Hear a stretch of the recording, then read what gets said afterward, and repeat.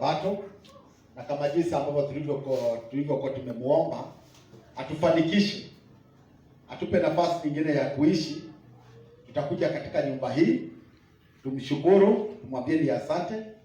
Kwa hivyo nashukuru kwa wewe ambao uko katika mahali hapa, ulichukua maamuzi, maana ulikuwa na maamuzi ya kwako na uwezo. Na nitasema Baba wetu akubariki, na pia na jinsi ambavyo huwa mnachukua muda wenu ili mpate kujumuika pamoja na sisi. Kwa hivyo kwa wakati huu kabla sijasahau, maana wakati mwingi huwa najipata nimesahau, tunakosa kuimba nyimbo za sifa kama wakati huo mwingine.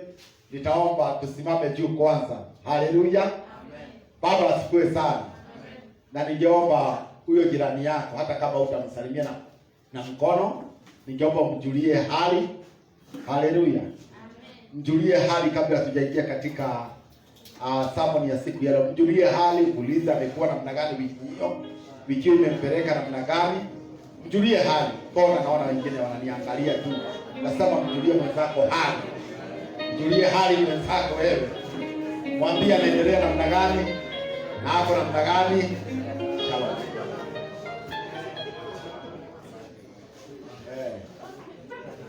Mjulie mwenzako hali. Si kucheka, mjulie hali. Mwambie siku nyingi zimepita na ni miujiza ambapo imefanya tukakutana, ama sivyo? Kwa hivyo tuamke tuimbe nyimbo mbili za sifa za kumshukuru Baba wetu kwa sababu ya siku ambazo zimerudi nyuma mpaka siku hii ya leo. Kwa hivyo tuamke nyimbo mbili za sifa ambazo ni za kumshukuru Baba wetu.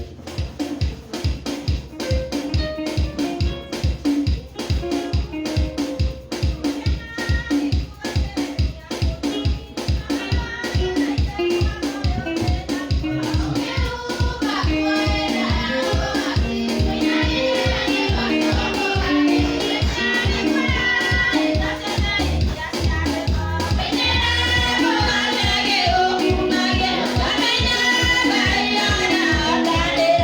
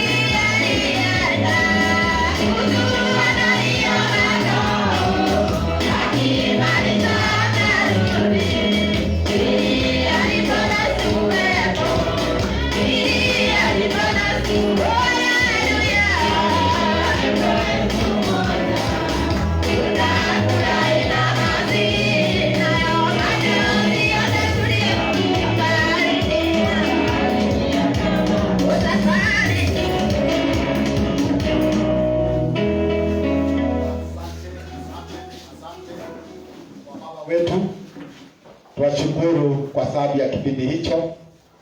Huwa ni kipindi kizuri ambacho ni cha kumsifu Baba wetu katika hali ya nyimbo, na ninaamini umekuwa na juma yenye baraka, umekuwa na juma nzuri, juma yenye amani, juma yenye furaha, na pia umekuwa na juma ambalo ni juma ambao umepata kufanikiwa katika mambo yako yote.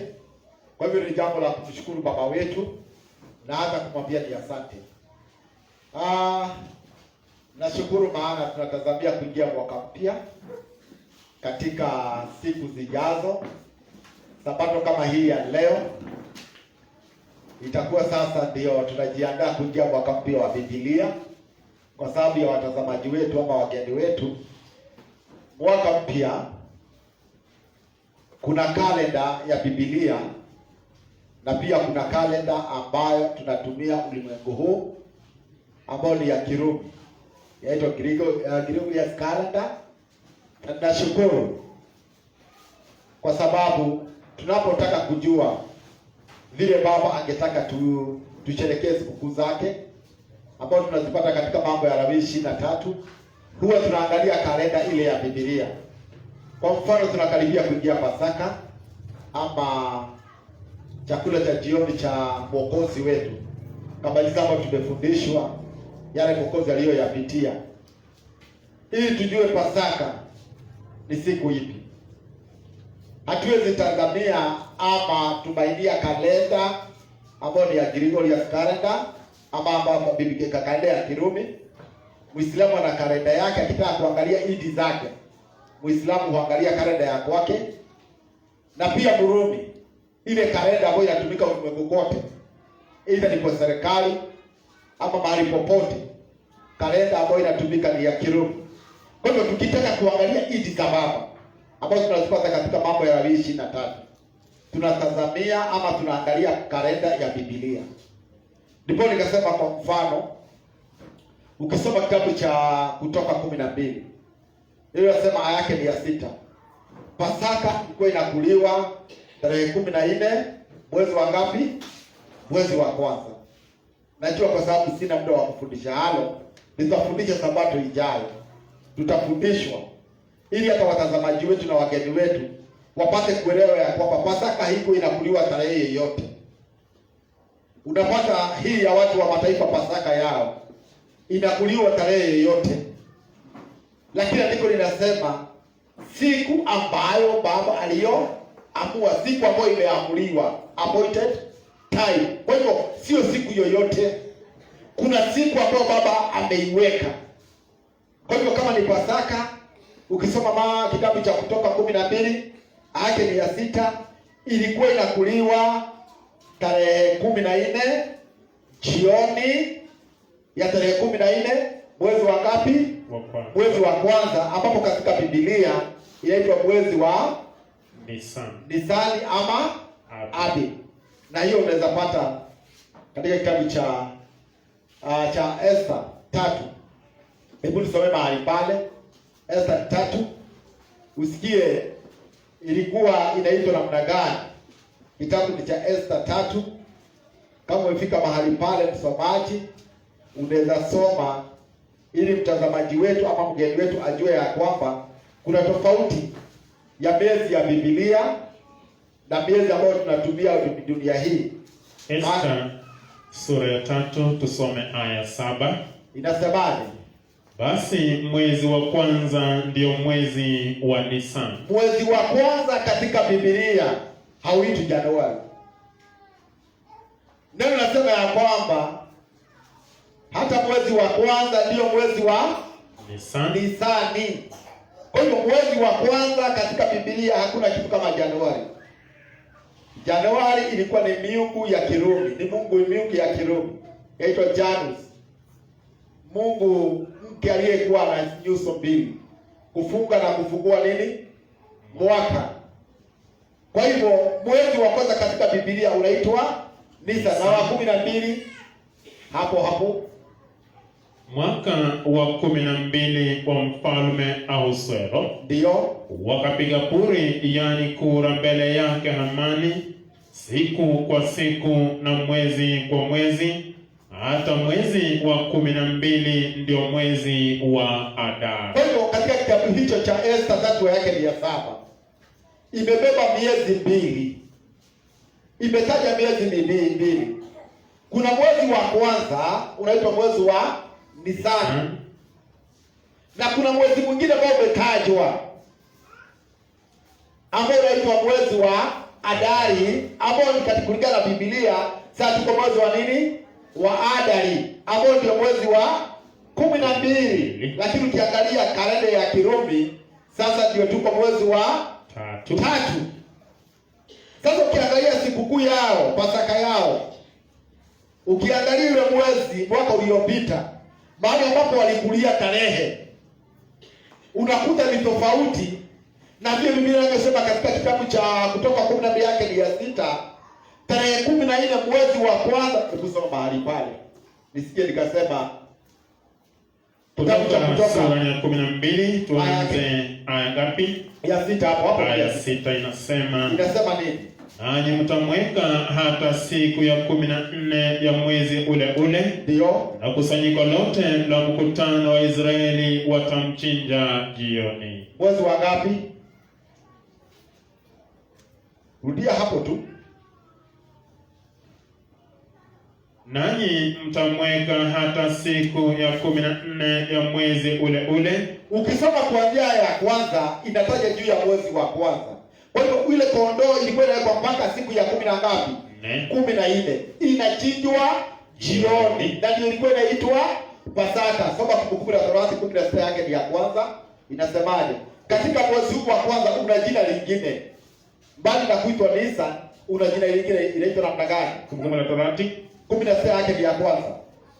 Kumbukumbu la Torati sura ya 16 aya ya kwanza. Utunze mwezi wa Abib, ukamfanyie Pasaka Bwana Elohimu wako, kwa kuwa ilikuwa ni mwezi wa Abib alipokutoa Misri usiku ule. Wana wa Israeli walitoka nchi ya Misri katika mwezi wa nini? Wa Abib. Kwa hivyo bali na kuitwa mwezi wa Nisani, mwezi wa kwanza, kuna jina lingine ambalo ni mwezi wa Abibu. Ndio nasema ya kwamba utamfanyia baba Pasaka, na mwezi wa Abib ndio mwezi wa kwanza katika nini? Biblia. Kwa hivyo Pasaka haikuliwi tarehe yoyote, ni tarehe 14 mwezi wa kwanza ambao ni wa Nisan ama Abib. Sasa ukiangalia ile tarehe watakula mwezi huu kwa mwaka huu itakuwa ni tofauti na tarehe ambao waliokula awali. Na kwa sababu siku nataka kuelezea hapa, nilikuwa nataka kusema namna gani tunajiandaa kuingia mwaka mpya. Mwaka mpya utaingia siku ya kwanza ya Jumapili wiki ijayo, wacha kesho. Wiki ijayo litakuwa mwaka mpya. Kwa hivyo mwaka mpya kutoka mahali pale ikifika tarehe 14 inakuwa ni Pasaka. Baba asifiwe sana. Amen. Nimesema hiyo kwa sababu ninawaalika nyote katika mwaka mpya ambao tutasherehekea mahali hapa. Tutaanza siku ya Sabato, tuwe mahali hapa, tukule tukunywe. Tukiingia mwaka mpya tumshukuru Baba wetu kwa sababu ya kuwa pamoja nasi katika mwaka huu ambao ni wa Biblia na kutufanikisha akatuingiza katika mwaka mwingine. Kwa hiyo kwa wakati huu Sabato iliyopita tujifunza juu ya wivu. Na tukaona jinsi ambavyo wivu humuua nani? Haleluya. Amen. Wivu humuua nani? Mjinga. Humuua mjinga. Si tulisema hivyo? Wivu humuua nani? Sijui kama ulikuwa na wivu imeisha sasa, kwa sababu itakuua. Hata siku ya leo ningetaka tuongee juu ya kushukuru. Neno kushukuru ni neno jepesi mno linaposikika. Kushukuru, kushokia gabo. Kushukuru, mtu hushukuru kwa sababu ametendewa wema ama amesaidiwa mahali ambapo pengine hangeweza. Unaweza kuwa ni mtu na mtu, ama ni mzazi wako, ama ni mke wako, ama ni mume wako, ama ni mtumishi ambaye huwa anakutumikia katika nyumba ya Eloi, ama pengine, na hiyo ndio hivyo, sio pengine, Eloi ni wetu. Wakati ambapo Paulo alipokuwa akiongea na Timotheo, alipokuwa akimwandikia waraka, alifika katika waraka wa pili wa tatu wa Timotheo. Ukisoma waraka wa kwanza 3:15 inasema ya kwamba nikikawia kuja, ujue jinsi watu wanavyostahili kuenenda katika nyumba ya Eloi iliyo nguzo na msingi wa kweli. Kuna vile watu wanavyostahili kuenenda katika nyumba ya baba wetu. Na alipokuwa akiendelea, akagusia baadhi ya mambo fulani ambayo itaonekana siku za mwisho. Timotheo wa pili 3 aya yake ni ya kwanza. Naongea juu ya kushukuru. Timotheo wa pili 3 aya yake ni ya kwanza, inasemaje? Waraka wa pili kwa Timotheo sura ya 3 aya ya kwanza. Lakini ufahamu neno hili ya kwa siku za mwisho kutakuwako nyakati za hatari. Maana watu watakuwa wenye kujipenda wenyewe, wenye kupenda fedha, wenye kujisifu, wenye kiburi, wenye kutukana, wasiotii wazazi wao, wasio na shukrani, wasio safi.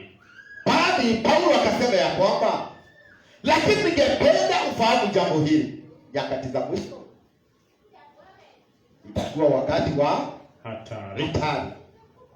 Akataja baadhi ya mambo itaonyesha ya kwamba tuko nyakati mbaya, nyakati za hatari. Ukisoma aya ya 5 kabla sijaingia katika aya ya 2 na ya 3 na ya 4, inasema watu wenye mfano wa utauwa, lakini huku wakikana nguvu zitokanazo na ule utauwa. Adometu wala panaya mwile mwanehinya. Yaani watu wanajifanya kana kwamba wameokoka, lakini zile vitu ambavyo vimetajwa kuanzia aya ya 2 mpaka ya 4 imewashika.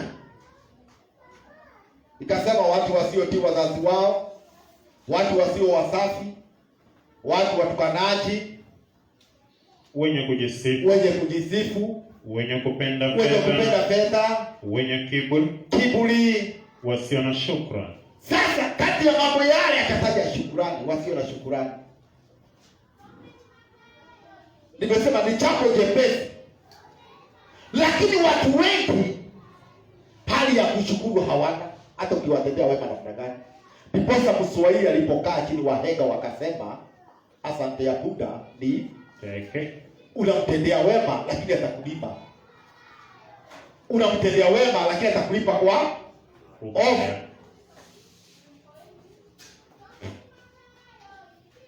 Kati ya mambo ambayo yameorodheshwa ambayo itaonekana kana kwamba ni nyakati za hatari, watu wasio na nini? Shukrani. Na kwa ukiangalia, jaribu kutafakari watu ambao waitendea wema. Nataka uchukue muda huo.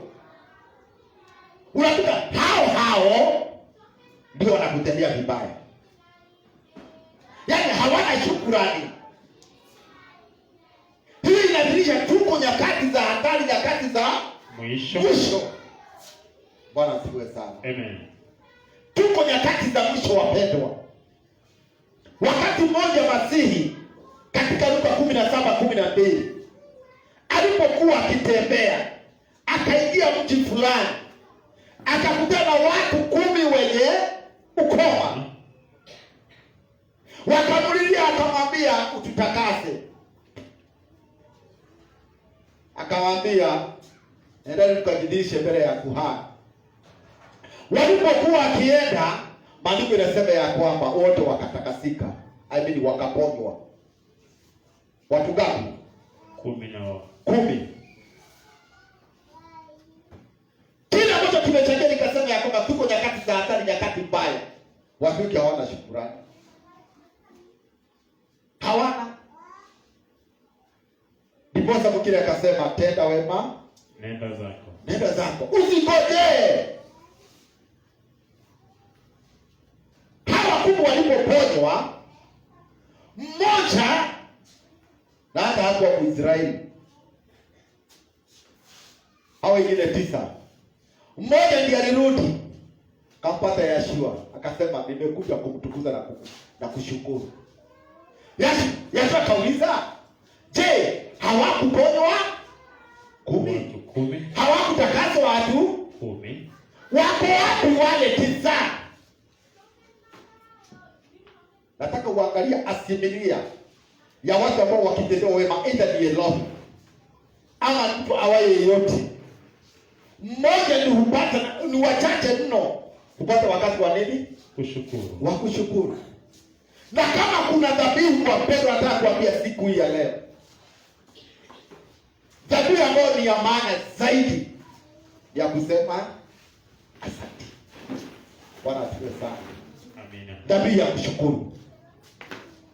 Sasa tukisema ni wakati wa kushukuru, utapata mtu amekaa tu na pengine programa ametoa dakika 30 nusu saa ya kushukuru. Unakuta mtu kana kwamba hajatendewa chochote. Kuna mtu ambaye amemaliza miezi 6 hapa hajai kushukuru hapa, akasimama akashukuru. Na ndio niliyosema ya kwamba nikasimama katikati ya kusanyiko lako ni kushukuru. Wewe ni kulazimishwa, tutaenda na raini. Sasa hapo ndio mtu anapanga maneno, nitasema namna gani? Sasa unakuwa ni kupanga. Si eti ya kwamba ni kujitakia.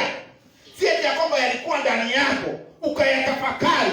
Baba amenitendea hivi, akanitendea hivi, nina kila jambo la kumshukuru na hata kumwambia ni asante. Haleluya. Pisa hawakurudi kushukuru mpendwa. Mmoja ndiye alirudi. Amen. Niliambia watu tukisimama hapa watu wawili, tuweke kikapu cha shukrani. Na kingine tuweke kikapu ambacho ni cha maombi. Kikapu cha maombi kitakulia, maombi itajaa, yeye mwawe arudi ya kushukuru. Utakuwa unaangalia hakuna mtu anakuja kushukuru. Lakini ya maombi inajaa. Hata leo hii tutaomba sana kuliko kushukuru.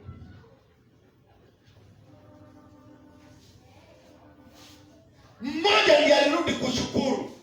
Na hiyo ni kitu ambacho nimesema ni jambo jepesi, lakini mbele za Elohim, wapendwa, ni jambo ambalo limekula watu wengi. Limekula watu wengi kutoshukuru.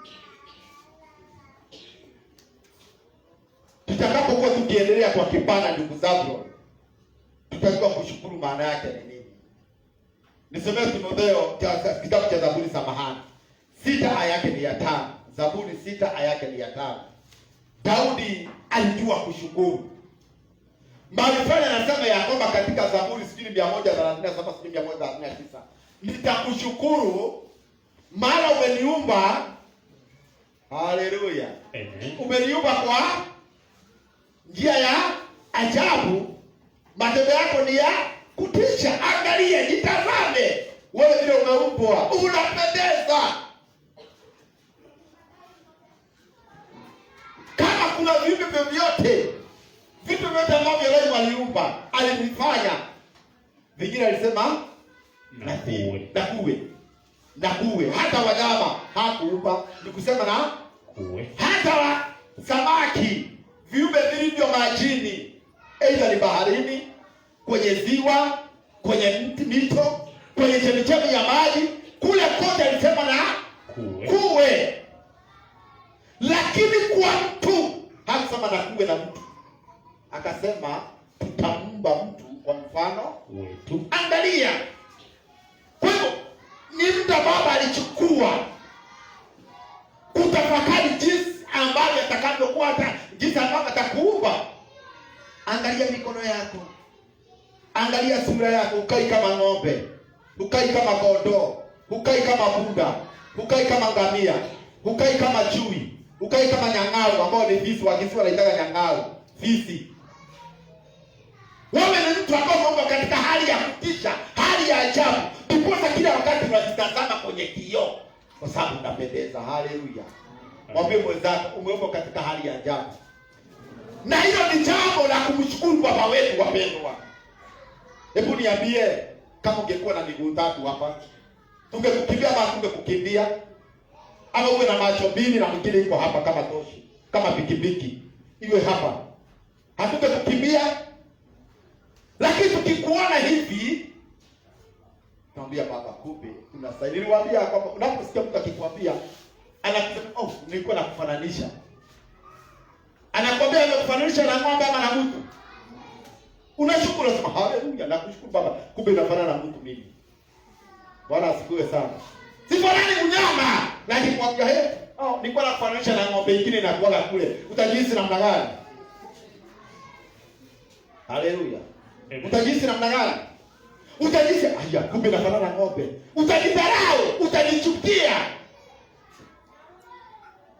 Lakini akikwambia nilikuwa nakufananisha na mtu fulani, na unataka mtu gani huyo? Mpaka unataka kufuatilia. Kwa hivyo shukuru baba wetu. Daudi kwanza akasema, ninakushukuru maana umeniumba katika hali ya ajabu. Lakini soma hapo Zaburi inasemaje? Zaburi sura ya 6 aya 5. Ndio.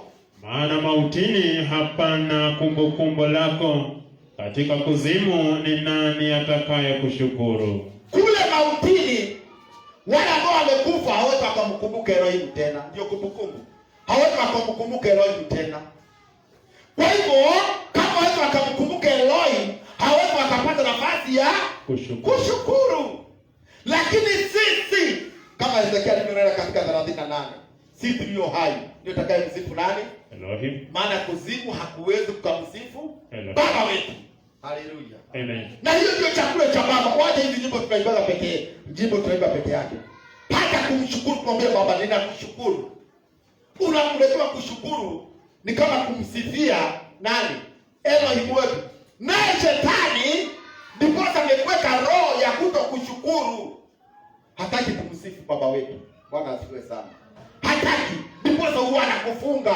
Hata ukitendea mambo gani Elohim amekuweka pale kwenye kiti kusimama, hamna. Unashukuru, unasema mimi nimeshukuru kimoyo moyo.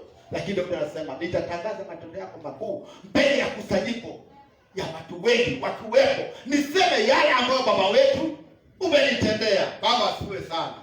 Ukisoma Wathesalonike wa kwanza 5 nasema ya kwamba mshukuru baba kwa kila maana hiyo ni mapenzi ya baba wetu. Haleluya. Leo hii tunaweza sema ya kwamba tunaweza toa kutoka wakati huu, hasa ni wakati wa kushukuru mpaka jioni. Utakuta mwingine hata shukuru. Maana naangalia nasimamia kuna kitu hapa mimi, lakini umetendea mambo ya ajabu. Wewe kuwepo siku hii ya leo.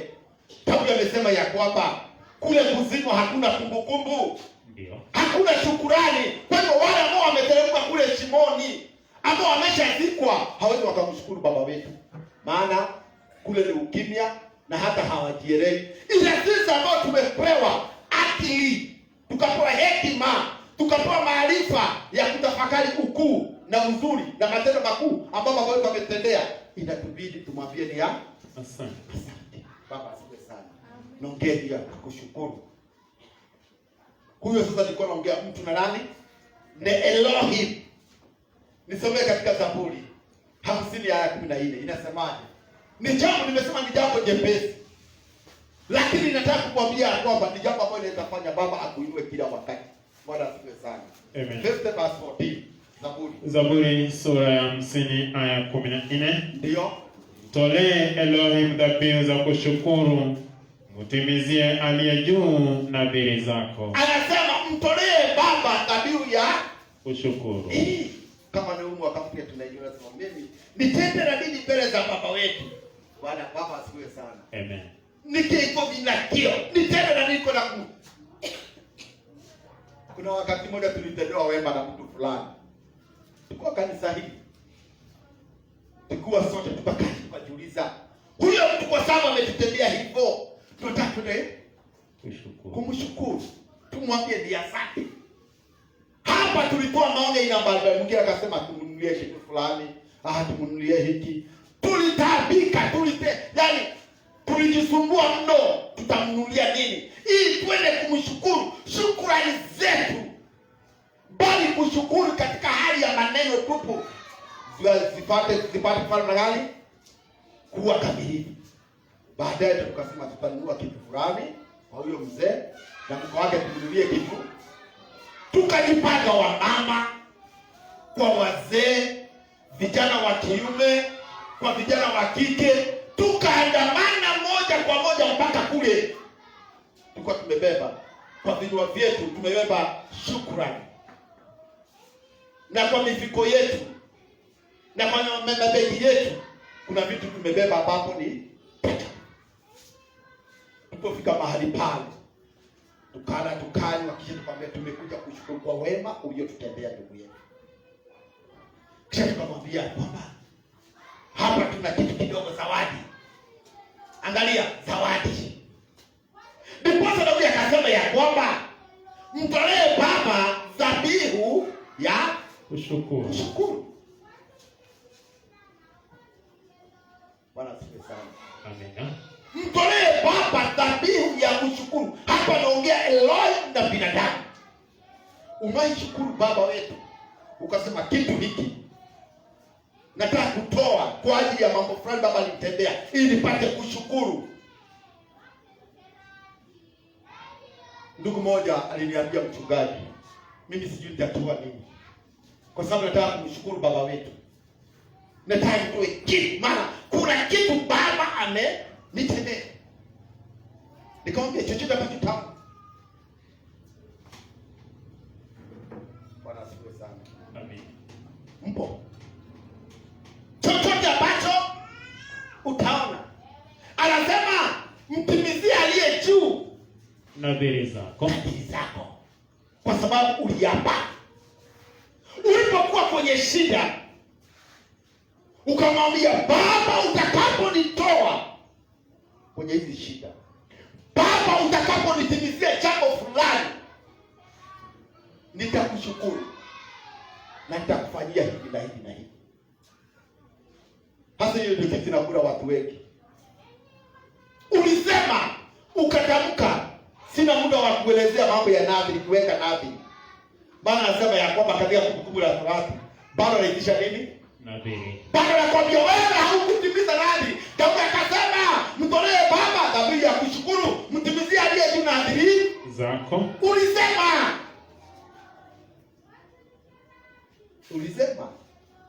ukisoma 15 ndipo utakapoita na Baba atasikia. Sasa ukiita hawezi kusikia, maana huku shukuru. Ndipo niwaambia wakati mwingine, wapendwa, inabidi tunatoa kitu. Ukasema mimi nitanunua drama kwa hii kanisa, nataka nishukuru na drama hii. Speaker mtu alitoa tu, akasema nitatoa kwa sababu Baba amenitendea hivi. Angalia, mimi nitanunulia Baba kitu fulani katika nyumba yake, mimi nitafanya kitu fulani katika nyumba yake, ili nipate kushukuru, shukrani zangu zipate kuwa na nini? Na uzito. Amen. Haleluya. Amen. Naongea juu ya shukrani, kushukuru. Lakini kuna kasumba iliingia ndani ya watu. Shukrani imekuwa ni jambo la kawaida. Mbali na hivyo, angalia mwaka mzima Baba amekulinda. Kuna mzee mmoja aliyekuwa na miaka 78. Najua hiyo jambo nimewahi kuambia wakati mwingine. Yeye akaanguka, akakosa, akatoka na fahamu. Akachukuliwa moja kwa moja akakimbia kwenye hospitali. Akasaidiwa na vifaa vya kule vya kumweka nini? Hewa ama oksijeni. Kwa masaa 24 akajihisi salama. Naongea juu ya kumshukuru nani? Elohim. Mtu na Elohim. Akajihisi yuko sawa. Akaandikiwa bill ya kwamba umetumia paundi 500. Nilipokuwa nikipiga mahesabu yangu ya haraka nikaona ni kama shilingi 70,000. Paundi moja ni kama shilingi ngapi ya Kenya? 130. Ni kama 70,000 hivi. Kwa masaa 21 ambapo ni siku ngapi? Moja. Nikapiga kwa mahesabu yangu ya haraka, kwa siku 30 kwa mwezi inakuwa ni milioni zaidi ya 200. Kwa hivyo ni 7 times 3 ni 2.1 million kwa Mwezi kwa sababu ya hewa ambao unayotumia sasa hivi mpendwa. Unaona kana kwamba hela imwaga tena hiyo hewa unatumia. Kwa hiyo wakati alipoletea ile bili, alilia ule mzee, akalia. Daktari akamwambia usilie. Maana hii pesa unaweza lipa pole pole. Akamwambia hamna. Silii kwa sababu hizi pesa ni nyingi, maana nina uwezo wa kulipa moja kwa moja zikiwa zote. Nalia kwa sababu mimi niko na miaka 78. Na iwapo kwa siku moja nimetumia paundi 500 ama karibia 70,000. Je, ambaye amenipa pumzi hii kwa miaka 78 angesema nimlipe kwa kulingana na ile bei ambayo mnapiga nayo, ningemlipa na nini? Kwa hivyo ndipo sanalia nikasema saipo mtambulo wa kumwambia Eliasa, hii pumzi hewa unayotumia waichukulia kana kwamba ni jambo la kawaida. Tunasikia hii corona iliyokuwa ama iliyoko, jambo moja ni kukosa nguvu ya nini? Kupumua. Watu walikuwa wanaweka kwenye vyombo vya oksijeni ya kuweka hewa, lakini unaona ni kama kawaida. Hilo ni jambo la kumwambia Baba ni asante, maana umenipa pumzi kwa hiyo miaka nilionayo, na hakuna gharama yoyote ninayotoa. Kama ungeitishwa gharama hiyo, niambie ungeitishwa hela ngapi? Ndipo Daudi akasema ya kwamba mtolee Baba dhabihu ya kushukuru. Haleluya. Amen. Mtolee Baba. Anakulinda unapotoka na unaporudi. Amekupa amani. Amekupa viungo vilivyo na nguvu. Nenda kwa wale ambao viungo vyao vingine pengine vimetoka. Ndio utajua kumbe kuwa na mikono miwili ni miujiza. Kumbe kujipeleka na nai kwa miguu yako mbili kutembea ni miujiza.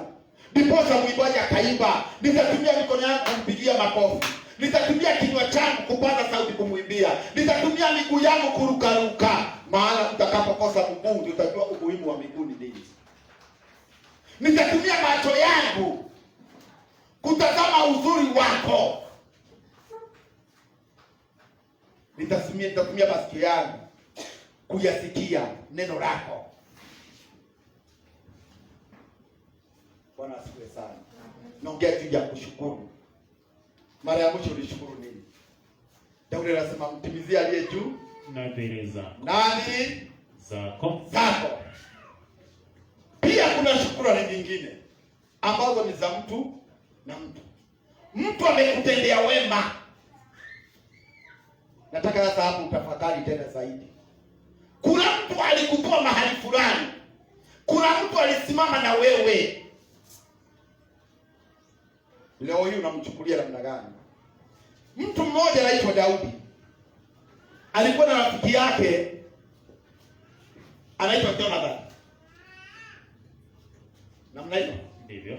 Upendo wa Jonathan na Daudi ulikuwa kama upendo ambao unazidi ndugu na ndugu ambao wamezaliwa tumbo moja. Upendo wa Daudi na Jonathan. Ndipo Jonathan akasema ni kama hatua moja imetutenganisha na mauti. Baba yake Jonathan ambaye ni Sauli mfalme wa kwanza wa Israeli anapanga jinsi ambavyo ataangamiza nani? Daudi. Jonathan anamwambia baba amepanga hivi na hivi. Angalia. Mpaka baba yake Jonathan anamwambia unaangalia mtoto huyo wa Jesse akiwa hautakalia ufalme. Anamuuliza baba, kwani Daudi alikufanyia nini? Kwa sababu anataka kumlipa ofu kwa ofu. Anasema amekwambia amekuwa kutendea mambo mema. Alibua Goliath. Amekuwa akiangamiza maadui zetu. Amesimama na ufalme wako, lakini wewe unataka kumlipa na ofu. Upendo wa Daudi na wakati Jonathan alipokufa Daudi akamiliki ufalme. Wakati Sauli alipokufa akamiliki, maana Sauli na mwana wake walikufa singapi? Moja. Sasa Daudi akamiliki. wakati Daudi alipomiliki, kwa sababu ya ule wema aliyokuwa ametendewa na Jonathan, alijiuliza ni lipi ambalo naweza mtendea Jonathan japokuwa amekufa. Nataka kushukuru. Bwana asifiwe sana. Amen. Nisomee Samueli wa pili 7. Wa pili ni 7 manitiza 9 yake ni ya kwanza. Samueli wa pili. Nasema mtu na mtu sasa. Inasemaje? Samueli wa pili sura ya 9 tuanze aya ya kwanza. Ndio. Kisha Daudi akasema, je, amesalia mtu mmoja katika nyumba ya Sauli nipate kumtendea mema kwa ajili ya Yonathani? Je, kuna mtu yoyote ambaye amesalia katika nyumba ya Sauli? Angalia sasa. Nipate kumtendea wema kwa ajili, angalia, si kwa ajili ya Sauli, lakini kwa ajili ya nani?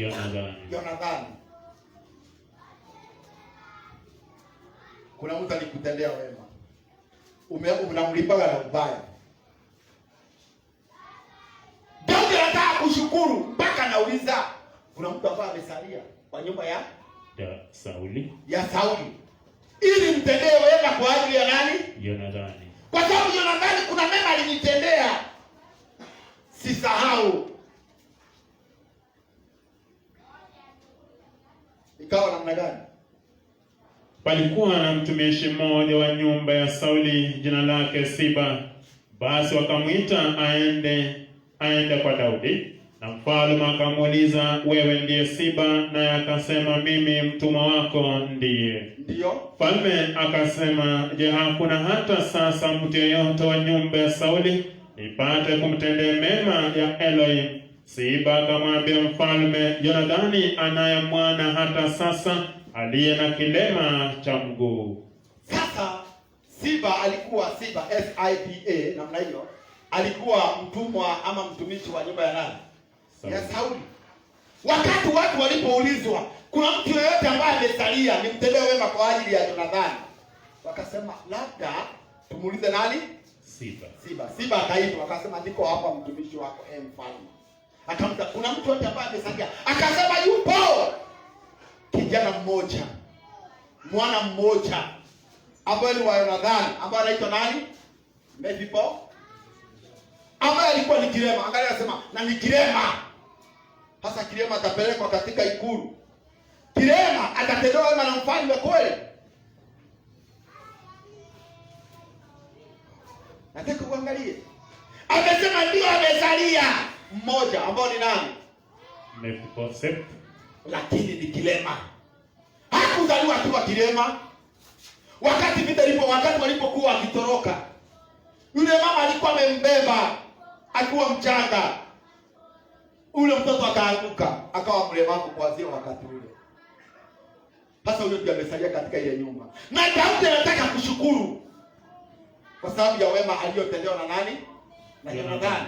Atafanya namna gani? Mfalme akamwambia, yuko wapi? Mfalme ndio amesikia ni kilema, hajaibika. Hata kama ni kilema, yuko wapi? Alafu Siba akamwambia mfalme, tazama, yumo katika nyumba ya Makiri mwana wa Mieli katika Lodebari. Ndio. Basi mfalme akatuma watu, akamwondoa katika nyumba ya Makiri mwana wa Mieli katika Lodebari. Basi Mefiboshethi mwana wa Yonathani mwana wa Sauli akaenda kwa Daudi, akaanguka kifudifudi, akasujudu. Daudi akasema nini? Mefiboshethi, naye akaitikia, mimi hapa mtumwa wako. Ndio. Daudi akamwambia, usiogope, maana bila shaka nitakutendea mema kwa ajili ya Yonathani baba yako, nami nitakurudishia mashamba yote ya Sauli baba yako, naye utakula chakula mezani pangu daima. Mpendo, jifunze kutendea watu wengine wema. Jifunze kushukuru. Japokuwa mtu ni kilema, ndio anasema lazima nitashukuru. Lazima nitatenda wema kwa ajili ya wema niliyotendewa na nani? Yonathani. Baba anapenda moyo kama ule. Bwana asifiwe sana. Amen. Anapenda moyo kama ule, wapendo, wa kushukuru. Huyu ndugu kijana wa Yonathani alipofika kwa Daudi, akajiangusha, akasema niko hapa mfalme, mimi nilikuwa kama mtumwa. Akamwambia usiogope, maana utakuwa unakula pamoja na mimi. Bwana asifiwe sana. Amen. Ule wema ambao Daudi angetendea Jonathani akiwa hai, akauchukua kama jinsi ambavyo angemtendea Jonathani, akamtendea nani? Mwanawe. Mpaka akasema mimi mbwa mfu. Ni kijana wa Jonathani anasema, mimi ni kama mbwa mfu, ni kama mbwa ambaye amekufa. Nitakaa katika meza na kuambia utakuwa unakula pamoja nami. Wema. Kuwa mtu wa kushukuru. Soma Zaburi 35. Hiyo ndio kasoro sasa. Na the Bible Daudi anasema namna gani? Zaburi inasemaje? Zaburi sura ya 35 aya 12. Aya 12. Sasa Daudi, kuna watu wengi walikuwa wametendea wema, lakini hawa wenyewe walikuwa wanamfanyia namna gani? Ni kusema mahali pale wananilipa mabaya badala ya mema. Daudi anasema ya kwamba niliwatendea wema, lakini watu wale badala wanitendea wema wananilipa na nini? Mabaya. Sasa kumbuka, kuna mtu ulimtendea wema akakutendea mabaya. Umekumbuka sasa? Ndugu, si unakumbuka hata wewe? Watu wengi umesimama pamoja nao, lakini wao wanakutendea, hataki kukuona, wanakutendea mabaya. Daudi anasema ya kwamba wamenilipa mabaya badala ya mema. Halafu hata nafsi yangu ikaingia ukiwa. Ndio. Bali mimi walipougua wao, nguo yangu ilikuwa gunia. Nalijitesa nafsi yangu kwa kufunga, maombi yangu yakarejea kifuani mwangu. Nalijifanya kama kwamba ni rafiki au ndugu yangu. Naliinama nikalia kama aliyefiwa na mamaye. Ati watu wao walipokuwa wakipatia na mama, kuna watu wanakuombea hapa. Wanasimama na wao wanakuombea. Hapa waombezi wako hapa, wa mama na wazee na vijana na wasichana. Wanasimama na wewe katika hali ya maombi. Wanaingia hata kwa maombi ya kufunga, wanakosa kula na kunywa kwa ajili yako wewe. Kwa sababu uliwapelekea shida zako. Wakamwambia mimi napitia haya kwa wana. Wengine wakakushauri. Lakini baadaye walipe na wema. Unawalipa na nini? Mabaya. Alikuwa ndani ya mavazi, nguo, walivaa nini? Magunia. Wakajitoa kwa ajili yako. Wakakosa kuona vibarua ambavyo wangeenda kwa ajili yako wewe. Lakini anasema hao watu baadaye walilipe na mazuri, walilipa na nini? Mabaya. Angalia ushauri ambao ulipewa na mtu fulani. Leo hii umefika mahali pale kwa sababu ya ule ushauri. Lakini wewe mtu unamnelea naye akipata mabaya. Lakini nikijikwaa hufurahi na kukusanyana. Walinikusanyikia watu ovyo nisiowajua. Ndio. Wananipapura wala hawakomi. Ati lakini wewe uliotenda ule wema, watu wale uliowatendea ule wema, ukijikua kidogo ama upatikane na shida yoyote, hao ndio namba moja kukusema. Wanajisanya. Wanakuwa na kamati ya kuongea ubaya wako. Yule mtu ambaye anayeongea hakumbuki ile wema ulio tendea. Daudi anasema hivyo. Ndiposa Paulo akasema katika Wagalatia 6:9, usichoke kutenda wema, maana utavuna kwa wakati unaofaa, kama hutazimia moyo. Bwana asifiwe sana. Amen. Umeanza kuona watu ambao walikulipa ovu, uliwatendea wema wakakulipa kwa uovu. Hata umeanza kuamaa haja ina kweli. Nakumbuka kuna mtu nilimpatia ushauri mzuri. Amefika mahali pale kwa sababu ya ushauri niliyompa. Kuna mtu ambaye niliomba kwa ajili yake, amefika mahali pale kwa sababu ya ile maombi. Kuna mtu ambaye nilimuokoa mahali pale, baba akanitumia kama chombo chake. Akafika mahali fulani. Leo hii ndiposa Mkikuyu akasema kirakeli kiarowe kiwale kile katia. Chura akivuka mto, anasema ati anafanya na gani? Amejifukisha. Wengi walikuwa kama chura. Wakabebwa kutoka mahali pamale wangeenda kuruka mtoni. Wakapa ngambo ile nyingine. Leo wanasema mimi ndio nimetumia mbinu zangu nikaruka. Yule ambaye aliyekutendea ule wema humuonika na kwamba ni mtu. Hakuna heshima yake. Akijikua kidogo kama vile Daudi amesema, mnakuwa na kamati ya kujikusanya kumwongea juu ya ubaya wake. Ndugu zangu, ni baba hafurahi na jambo kama hilo. Ndipo Paulo akasema nyakati za mwisho itakuwa wakati wa nini? Hatari. Watu watakuwa watu ambao hawana nini? Shukrani. Hata makali gawa. Watu ambao hawana shukrani. Nije katika jambo hilo lingine. Hapo ni mtu na nini? Mtu. Na mtu nije kwa wazazi. Haleluya. Amen. Kuna watu ambao huwa washukuru wazazi wao. Ulilelewa, mama yako akakubeba miezi 9 kwa tumbo. 9 months, miezi 9. Ile mimba hakuitoa. Ni watoto wangapi wametolewa? Wengi. Mimba nyingi zimetolewa. Wewe mama ile mimba akaiweka miezi 9. Anakubeba miezi 9. Unajua mama wakiwa wajawazito vile wanakaa. Mpaka nguo zinakosa nini? Anavaa nguo moja karibu miezi 3. Ile inaitwa namna gani wewe? Dera. Anavaa unafikiria hana kwa wengine. Ili ukae salama, maana anataka kavaa sketi hapa itambana. Anataka ukae ukuwa free. Miezi 9 amekubeba. Miezi 9. Huyo mzazi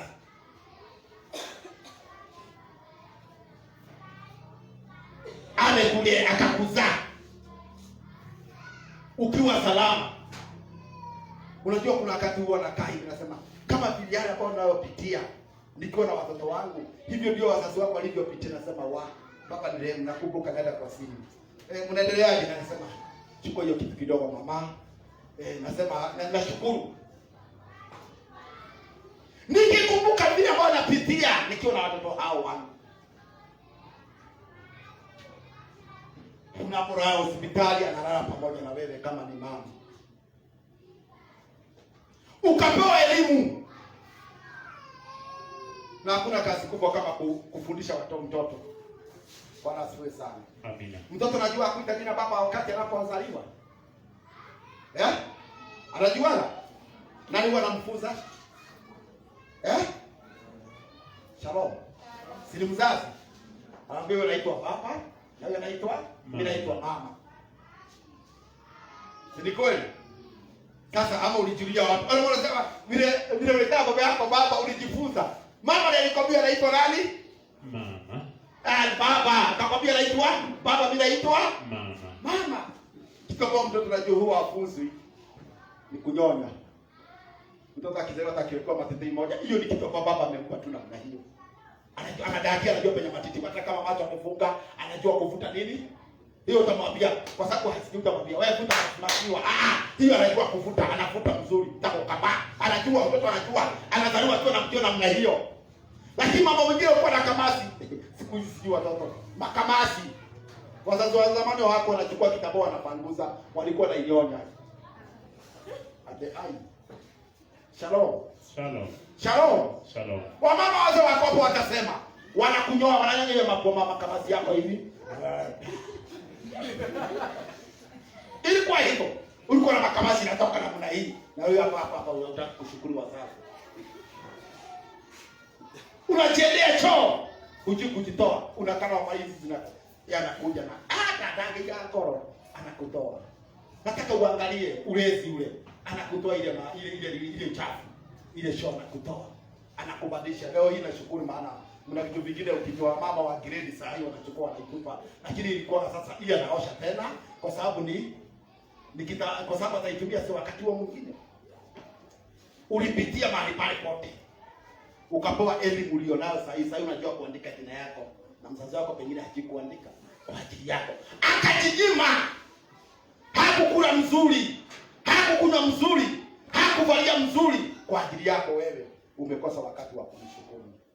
Bwana asifiwe sana. Amen. Watu wengine wamelaniwa. Hebu soma katika Zaburi 30:11. Wazazi, na hapo mimi sijina nikifika hapo nasikiaga. Huko anataka kuvaa nguo.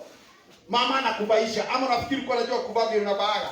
Anakuvaisha na kukumbusha tu kwa machache. Wewe sasa wewe umekuwa jokali hapa. Ushikiki hata kushukuru. Mzazi wako kukula kiti yako ya mwisho ilikuwa siku gani? Hebu muulize mwenzako. Alikula nini?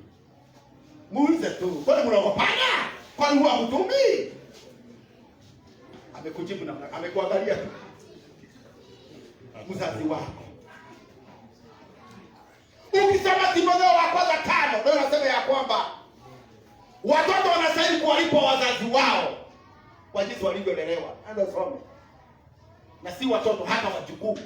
Kwa hivyo hata watoto wakijaribu wangu ng'ang'aa, wanastahili wanipatie kitu. Niliwazalia baba. Bwana asifiwe sana. Amen. Haleluya. Maandiko yanasema hivyo.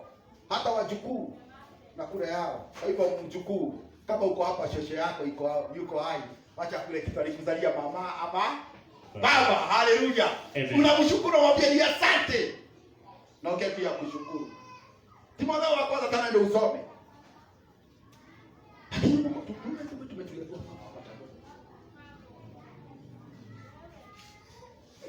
Nasema kushukuru. Inasemaje? Late basi. Ile nyama. Soma Methali. Kuna kizazi? Methali sura ya 30 aya ya 11. Ndio. Methali 30:11, Biblia yasema kuna kizazi cha watu wamlaani wa baba yao. Kuna kizazi ambacho huwa kinawalaani baba zao na pia wala hawambariki mama yao. Sasa wewe unafanya uwe baraka kwa wazazi wale. Ukipata mshahara yote tunarudi hapa mjini. Tunakuwa tunabadilisha. Fashion na ile, fashion na ile, fashion na hii, fashion hii. Wewe unajua fashion kwa sababu zinatoka unapigwa kaa. Kaitoa hii simu sasa. Unapigwa kaa? Hapo unatupa tunakuona hii na kumbe wewe uko sana. Hakuna kukua na wazazi wako hakuna kitu wanakula. Kasefu unajua kujipiga tu. Mserefu hivyo. Na wazazi wako hawakuli chochote. Na nimekuambia vile walikutendea. Walikuwa na raha kwa sababu yake. Ili kule ushibe. Vile umenenepa namna hiyo. Vile uko na afya nzuri, vile unapendeza namna hiyo. Ni wazazi wako baba aliwatumia na unataka kuwashukuru. Na wako hai. Na kama pia ulilelewa na shosho ama guardians, wanaitwa nani kwa Kiswahili? Walezi. Wazazi pengine walienda. Kumbuka hao. Wacha kusema si wazazi. Wakumbuke hao. Kumbuka Mordekai alikulea nani? Hadasa na Esther. Na Esther alimkumbuka. Akamwambia ufanye Ahasuerus baada ya Hamani kuuawa. Na ni mjomba yangu. Hapa anaitwa nani? Mordekai. Maana alilelewa na huyo. Wacha kukaa hapa. Sema mimi sina wazazi. Huyo ambaye aliyekulea. Ndiye mzazi. Ni mzazi. Fanya kama nani? Esther. Analipa ule wema. Anashukuru. Mordekai akainuliwa. Bwana asifiwe sana. Amina. Tuwe watu wa kushukuru wapendo wako. Bila neno hapa ndio linena ya kwamba nyakati za mwisho itakuwa nyakati za hatari. Watu watakuwa hawana nini? Shukrani. Shukrani. Hata mimi wanafurahia wakati mtoto wangu akitoka kule. Haleluya. Amen. Bwana asifiwe sana. Amen. Ananiletea kitu. Nasema haleluya. Hata kama niko nao pengine nilikuwa nao kama hiyo, nasema baba mbariki. Na anabarikiwa. Na wako hapo wanasikia. Ili sasa wasiende namna hiyo. Wasiwe kitanda pote ni chakula nini? Baba zao. Hawana wabariki nini? Akida kule ananua kirinda, analetea mama hii unaonaje? Liko kwenye Fresh Indians iko sawa na yeye mama. Nasikia mtu si unakula kama mshahara wako unanyonya, unapoda pole pole kama unaangalia side mirror kama kuna mtu anakuja. Unakula peke yako. Hata kama ni mafuta mzuri umbia mama yako. Nilikwambia viatu sio bei kali. Nunua kafiatu kazuri pelekea mama. Nunua kisweta kizuri pelekea nani? Mama. Alikuzaa. Nikushukuru. Nikushukuru. Bwana asifiwe sana. Amina. Hapo ndio baraka zinatoka. Daudi alisema atoe dhabihu ya kushukuru. Ndiye anayemtukuza nani? Elohim. Akasema mtolee baba dhabihu ya kushukuru, mtimizie aliye juu nadhiri zako. Kwa hivyo waangalie wazazi wako. Uko hivyo kwa sababu walitumika kama vyombo. Wakati mwingi mimi huenda na kaseka sasa hivi niambie nikija kwa hoteli na pengine hakuna kitu kwa nyumba. Nakosa kukula ili kazua unga gorogoro. Nipiko wapi? Nyumbani. Ama unafikiria hatuwezi kali mavazi hili kwa kukiangalia kama unasema kwa nini mavazi ni ya France? Ni ya Ufaransa ama ni ya Germany. Lakini sasa tuenda pale tuchambue pale. Tunachambua ya 200 300 tunavaa tunapiga pasi. Tunaonekana kana kwamba tuko lakini kwa sababu ya watoto wetu. Yaani walitumbia mali yao kwa ajili yako wewe. Wacha niingie kwa mume na mke pia. Bwana asifiwe sana.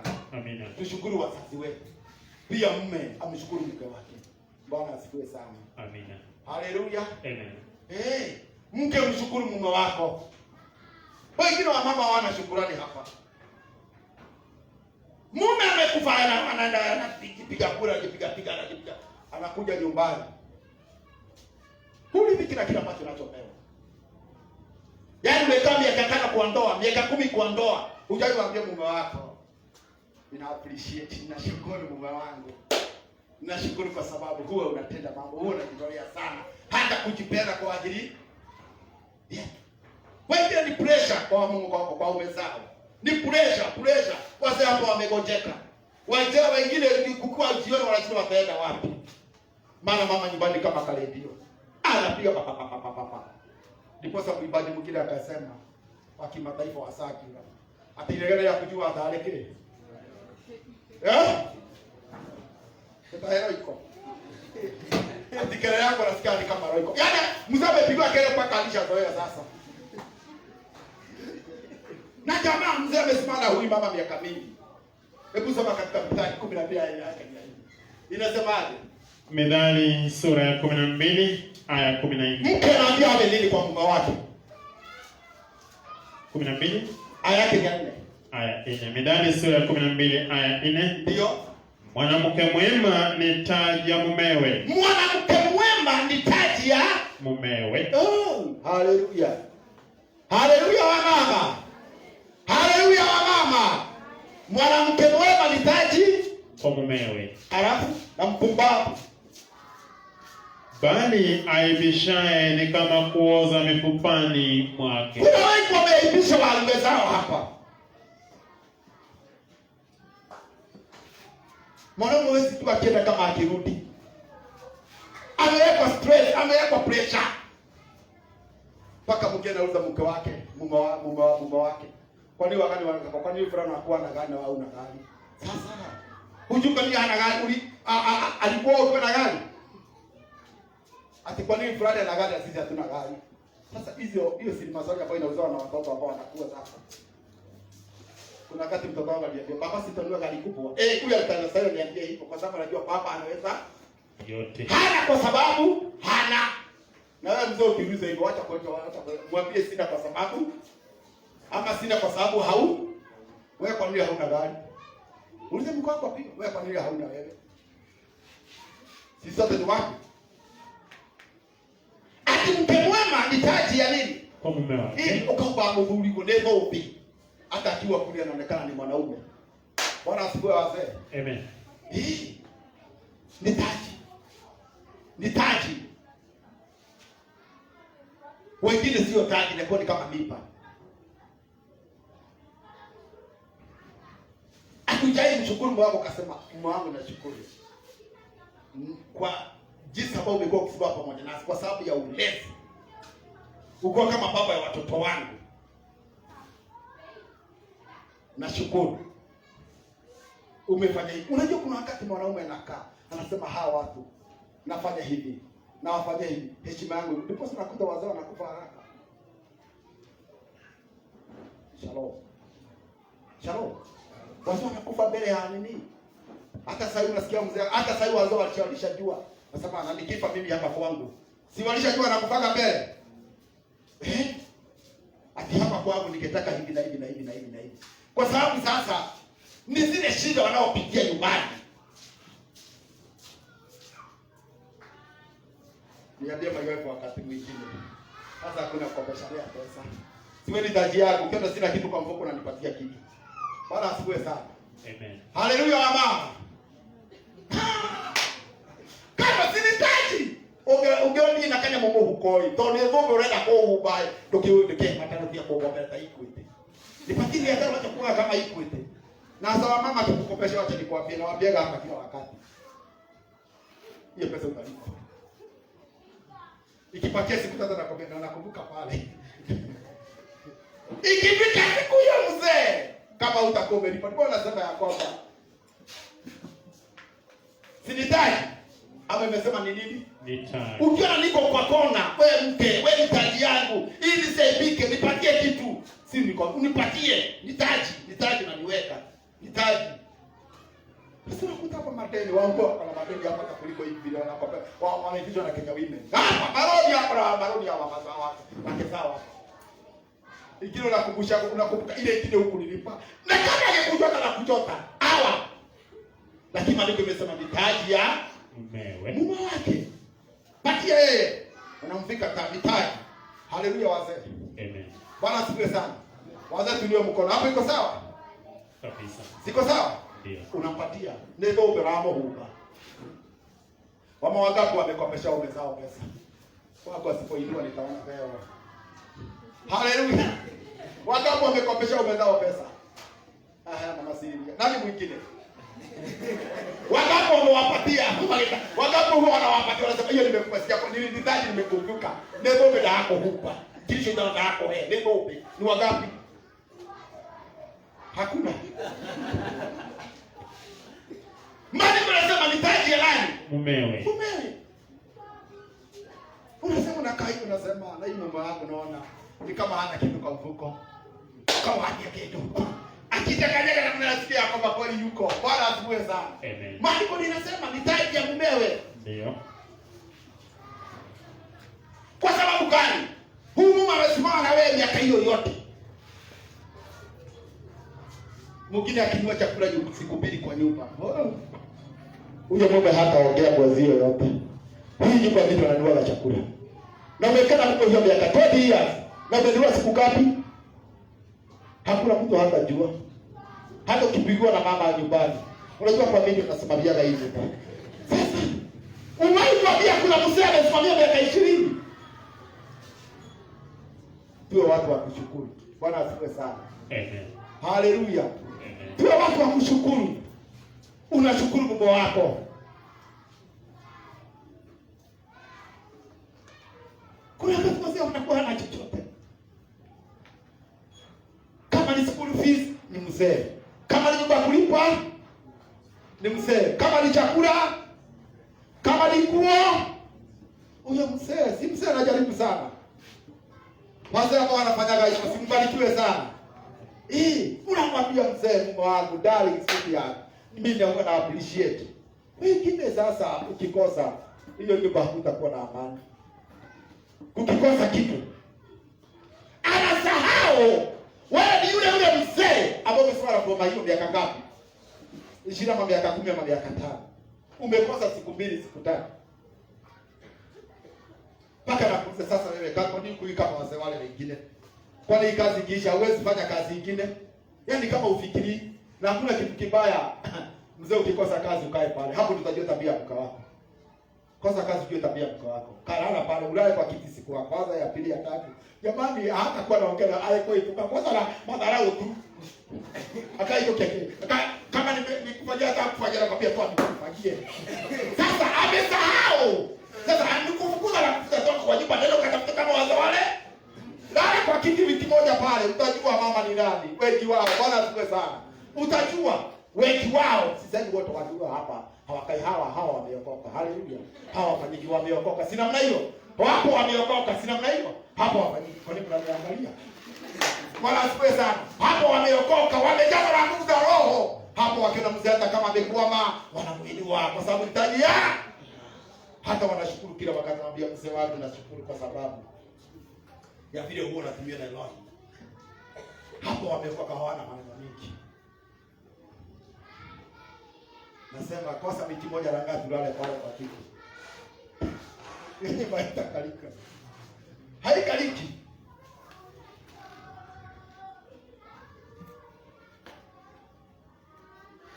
Kushukuru. Wengine wazee wajue kushukuru wake zao. Hawajui mke iko pale. Alikupata unakaa kama wao. Wengine wapo wamenona kwa sababu ya kupigana na wake zao. Si ni kweli? Kumbuka wakati uko unafanya harusi ile sio ulikuwa unaona baada siku hizi. Ile wewe ulikuwa unafanya. Mama amekupikia mpaka umenenepa, unatoa mpaka utamu. Uko pale. Hata kuna wakati mwingine mama asante. Wengine tumeng'aa, kino watu tumeng'aa. Tuko wachafu. Nguo inaoshwa mpaka hivi tuoshe mwili. Niliwaambia kuna wazee wapendi kuoga, wazee wengi wapendi kuoga. Kuna mama mmoja aliniambia pasta wacha nikwambie. Mimi mzee wangu alimwekea bali kwa anaoga uso anasema basi. Niambia nini? Ni ya kuoga. Sasa mama anakuwekea maji kila wakati ili atakuwa vile ulivyo leo hii. Chukua tujikuoga. Lakini mama wanafanya kazi. Mshukuru. Mwambie ni asante.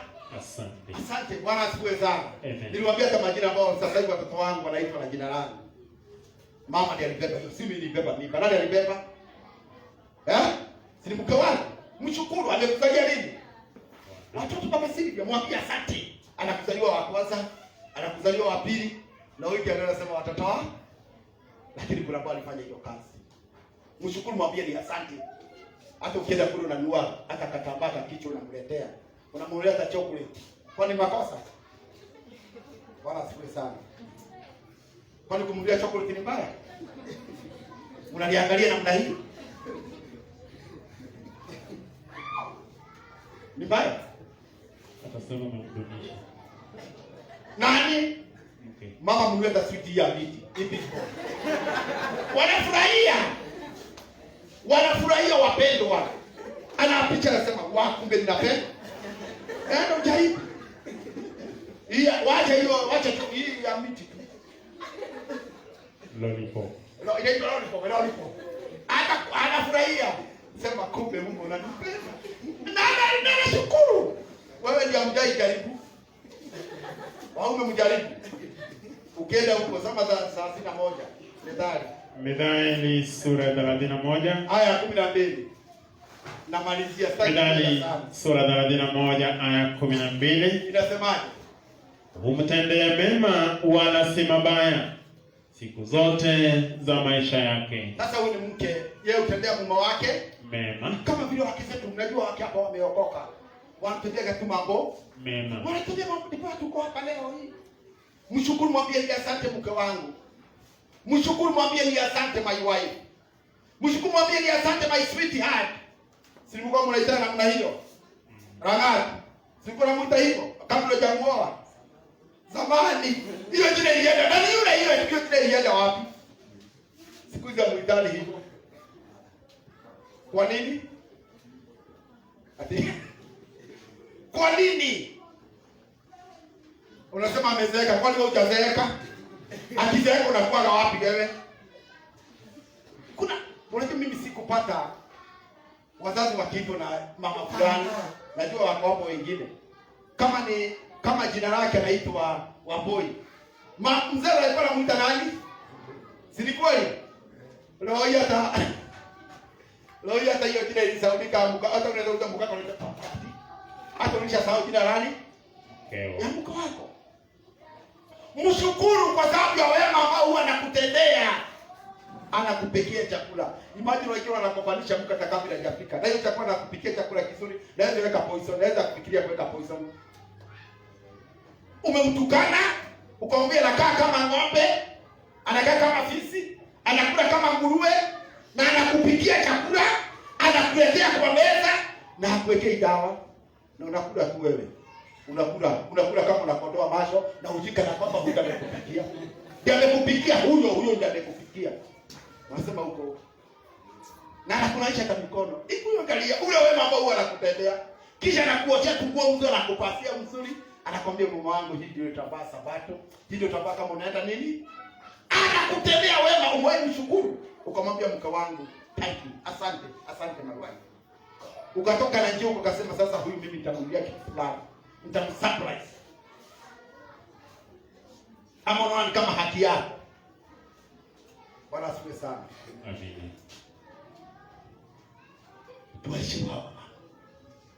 Tuheshimu hawa mama. Tuambie ni asante. Watu wanakuacha wote lakini mko hapa anasimama na wewe. Umefilisika lakini mko hapa anasimama na wewe. Bado amekwambia na wewe. Yeye hakuachi. Shukuru. Atasema namna gani huyo mzee kwa sababu ya muda tu. 28 inasemaje? Aya 28. Wanawe huondoka na kumuita heri. Kwa sababu ya huyo mama. Watoto watakuwa na msifu. Angalia watoto mpaka wanasifu wa mama zao. Wazazi wao wa mama. Watakuwa na muda umebariki. Umebarikiwa. Wewe mama umebarikiwa. Wewe mama umebarikiwa. Na mume wake, mumewe naye humsifu na kusema, binti za watu wengi wamefanya mema, lakini wewe umewapita wote. Bwana asifiwe sana. Hiyo ni kazi ya mwanaume. Binti ya watu wengi wamefanya wema, lakini wewe my wife. Sababu tunamwambia your wife, binti wametenda wema. Ndio. Lakini wewe umewazidi. Msifu, ni maandiko ama sio maandiko? Ni maandiko. Ni maandiko. Umshukuru. Wengi wametenda wema, lakini wewe my wife, wewe umewazidi. Na pia unakapiga na smile kidogo. Wewe umewazidi. Bwana asifiwe sana. Wengine wanakaa kama chifu kwa nyumba. Hakuna kucheka. Mpaka leo unajua wanawake lakini wanaonyesha meno. Wewe utaonyesha nani kama utaonyesha mko wako? Utaonyesha nani? Sinawaambiaga huyu mzee anaitwa Isaka. Alikuwa ameoa nani? Rebeka. Maandiko yanasema alikuwa amesema ni dada yake. Na Abimeleki mfalme wa kule alipotazama, akaangalia akaona kale kama mchezo akanacheza na Rebeka na Isaka si sana nani? Na ndugu. Huyo ni mume na ama boyfriend na girl. Yes, girlfriend. Walikuwa wanacheza kama mchezo kingine. Bwana. Shalom. Na ni miaka mingapi hiyo? Mingi. Walikuwa zaidi ya miaka 60. Mzee Maina. Unaambia mama kawadi. Unamchekesha. Ni maandiko. Ni maandiko wapendwa. Si ni maandiko? Isa.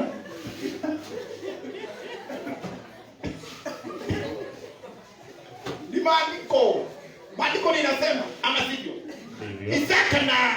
Isaka amejifungua, Rebeka amejifungua Isaka akiwa na miaka 60. Na hapo wanapochezeshana walishazaa Yakobo na Esau, walikuwa mababu, walikuwa watu ni wazee. Sasa tukifika wanasema no wana, si utoto. Sasa wanasema ngwana amke tusifu baba wetu muda sisi. Tumsifu baba. Waje tuwe watu wa kushukuru. Mzee, shukuru mke wako. Tuwe watu wa kushukuru wapendwa. Amke tushukuru Mungu sana.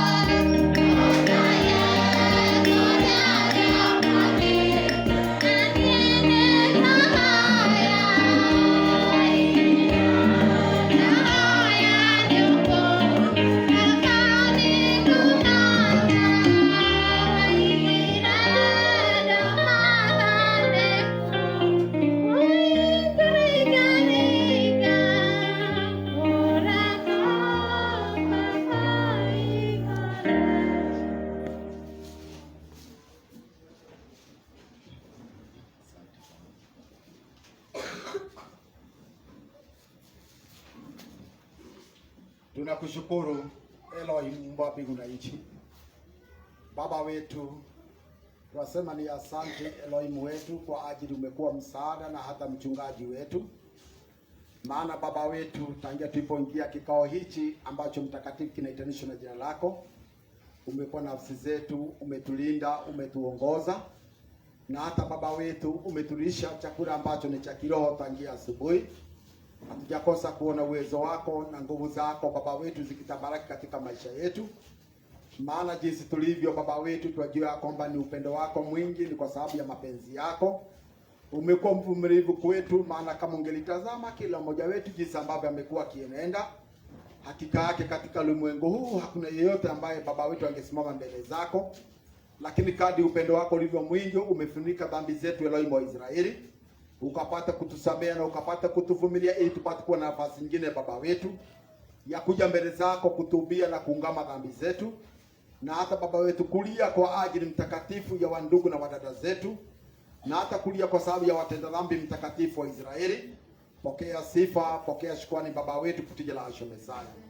Asante kwa sababu ya siku hii ya leo mtakatifu wetu. Wewe umeifanya kama neno lako ya kwamba tutaifurahia na pia tuishangilie, tukijua kwamba haujatuweka tuwe hai tupate kujipendekeza ama tutafute mambo ambayo Baba wetu ya kujipendekeza, lakini umetuweka tupate muda wa kushukuru, kukumili na kukuabudu Baba wetu, na hata kujulisha watu njia ambazo ni njia zako wapate kwenda katika njia zile. Ukapate kutupa ule ufahamu mtakatifu wa Israeli, ili kila mmoja wetu akaelewa wajibu wake akiwa katika mlima mtakatifu wa Israeli, ili tukaweze kufanya kazi yako Baba wetu kutija la Mesaya. Tunakushukuru kwa sababu ya neno la mchana mtakatifu wetu, tukisema ni asante, maana umetulisha yale ambao Baba wetu uliona ya kwamba inatufaa siku ya leo. Tumekuwa na watu ambao wamefikiwa na unabii ya watu ambao hasio na shukurani, na kwa sababu umetuonyesha jinsi ya kushukuru mtakatifu wa Israeli, maana yuwaseme ya kwamba dhabihu Baba wetu ya shukrani wewe upendeza nao mtakatifu wetu, ukatusamee dhambi na makosa ambayo tumekuwa tukitenda. Maana Baba tumekuwa watu wa kutendewa wema na wewe tunakosa kushukuru. Tumekosa wengine Baba wetu kushukuru kwa ajili ya wazazi wetu, pengine marafiki zetu waliotendea wema Baba wetu kwa kwa ubaya mtakatifu wa Israeli, ukapata kusamea dhambi ile Elohim wetu kupitia la Mesaya. Tunakomba tuwe watu wa kushukuru kila wakati mtakatifu wa Israeli, ili jina lako likawa likitukuka na hata kuinuliwa na kuhimidiwa katika maisha yetu, na sifa shukrani Baba wetu zikapate kurudia Elohim wetu kupitia la Mesaya.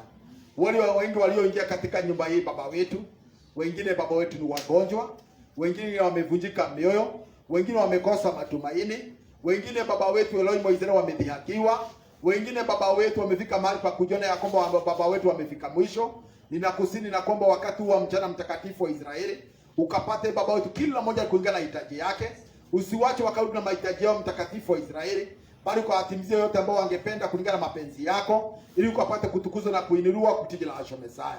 Tazama ambao wamekuwa kina mara pamoja nasi, tunawakumbuka nao wakiwa mbali wakiwa karibu, pia nao Baba wetu ukapate kuwatendea mambo mema.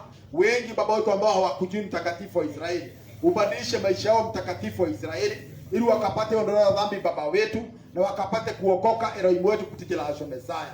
Walio wagonjwa wako mahospitalini na wako manyumbani Baba wetu, wanaugua kwa sababu ya vingo vyao vya mwili mtakatifu wa Israeli, Elohim wetu mwingi wa heri, mwingi wa huruma, onyesha nguvu na uwezo wako katika maisha yao mtakatifu wa Israeli, ili uweze kuwapa amani na afya njema Baba wetu kupitia la Mesaya. Imefika Baba wetu Elohim wa Israeli mwisho ambao Baba wetu ni wa samoni ya siku ya leo. Tuwakomba yote ambao tumejifunza Baba wetu, ukapate Elohim wa Israeli kutupa moyo Baba wetu ambao Elohim wetu ni wa kutenda jinsi ambao tunavyoagizwa, ili ndoa zetu zikawa amani, familia zetu zikawa na amani, watoto wetu kawainue Elohim wa Israeli, wake wetu kaweze kuwatendea mambo mema, waume zetu Baba wetu kapate kuwabadilisha, ili ukapate kutukuzwa na kuinuliwa kupitia la Mesaya. Kumbuka rais anayetuongoza pamoja na deputy wake na hata mawaziri na yoyote aliye na uongozi mpaka mzee wa kijiji, tunawakabidhi mbele zako wakati wa mchana Baba wetu, wakati watu wengi Baba wetu wanapochafuliana majina na hata kutukanana mtakatifu wa Israeli. Tunaomba hiyo roho chafu ya matusi ikapata kushindwa katika nchi yetu ya Kenya, ili watu wote wakanea kulingana na mapenzi yako, ili ukapata kujitukuza kupitia la Mesaya. Ndani kutia jina safi la Mesaya Yashua tumeomba na tumeamini. Tumeshukuru kwa sababu ya wakati huo ambao umerudi nyuma. tunasema ni asante, kwa sababu hivyo ndivyo baba wetu aliona ya kwamba inafaa tupate kusikia na tupate kuelewa umuhimu wa kushukuru. Kwa hiyo kwa sababu ya watazamaji wetu na pia kwa wale ambao wako hapa ndani, tutapata kuwaaga watazamaji wetu hadi mwaka mpya, ambayo itakuwa ni siku ya kwanza ya juma, ambapo itakuwa tarehe 14. Lakini Sabato, kwa sababu ya watazamaji wetu walio mbali walio karibu, tunawakaribisha Sabato ambao tutakuwa tunajiandaa kwa mwaka kuruka mwaka mpya, ili uje uone jinsi ambavyo Wamasihi watu wa Sabato huwa wanaruka mwaka mpya. Kwa hivyo ninawakaribisha walio mbali walio karibu, kwa sababu ya mwaka mpya. Sabato ijayo tuwe pamoja, na Baba wabariki na muwe na amani. Shalom, shalom, shalom. Kwaherini.